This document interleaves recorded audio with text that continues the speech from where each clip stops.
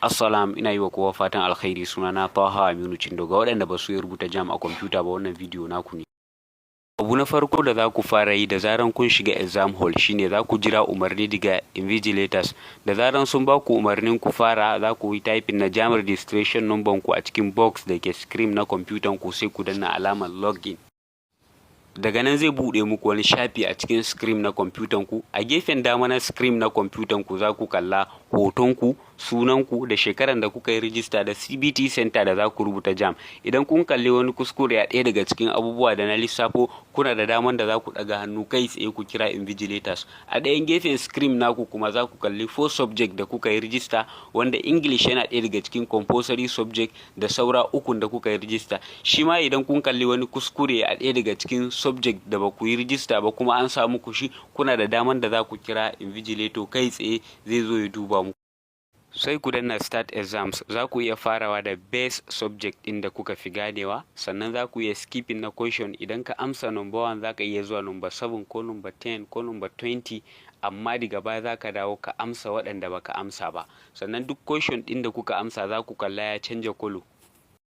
Awa 2 kacal suka baku domin amsa waɗannan questions ɗin. English yana ɗauke da minti 40, second subject ɗin yana ɗauke da minti 27, third subject shi ma minti 27, subject na ƙarshe shi kuma yana ɗauke da minti 26.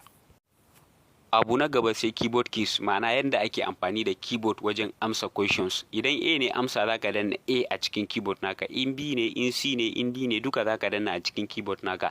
Idan ka amsa number 1 kana so ka je number 2, za ka danna N a cikin keyboard naka, shine zai taking naka to the next question. P, previous question, ma'ana in kana so ka koma baya za ka danna P.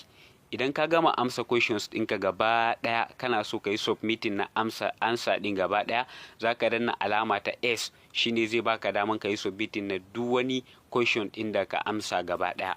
Allah Ubangiji ya ba ku sa'an cin wannan jarabawa.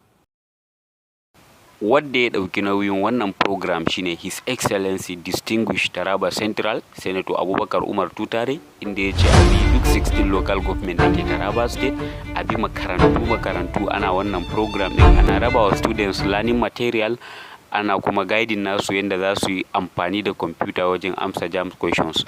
Muna roƙon Allah ya saka wa His Excellency da alkhairi, ganin yadda yake so ya kawo ci gaba da gyara da canji a jihar Taraba, especially ta gefen ilimi.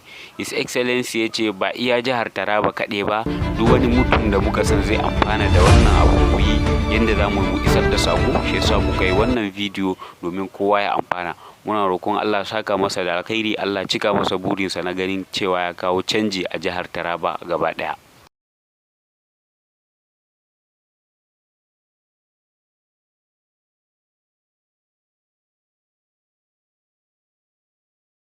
Idan wannan ne farkon ziyartar ku channel tamu ta Tahal Quraish Tech TV, ku danna alamar subscribe, ku danna ƙararrawa, ku zaɓi all domin samun videos ire-iren waɗannan da ma waɗanda suka fi wannan.